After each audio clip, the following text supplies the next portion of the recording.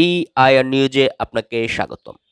স্বাধীনতা দিবসে জাতীয় স্মৃতিসৌধে শ্রদ্ধা জানানোর পর সাংবাদিকদের সাথে কথা বলতে গিয়ে নাহিদ ইসলাম বলেন, ৭১ আর ২৪ আলাদা কিছু নয়।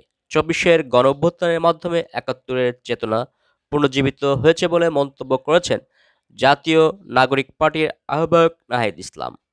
বুধবার স্বাধীনতা দিবসে জাতীয় স্মৃতিসৌধে শ্রদ্ধা জানানোর পর বিএনপির নেতা মির্জা আব্বাসের বক্তব্যের প্রতিক্রিয়ায় তিনি একথা বলেন।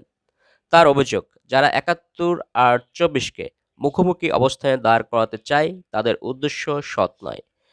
নাহিদ আরও বলেন, ক্ষমতায় বসার জন্য যদি নির্বাচন চাপিয়ে দেওয়া হয় তা মানা হবে না।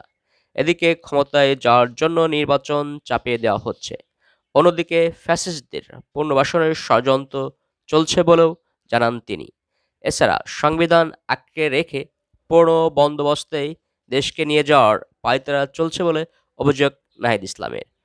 এর আগে জাতীয় স্মৃতিসৌধে ফুল দিয়ে শ্রদ্ধা জানান এনসিপির নেতারা।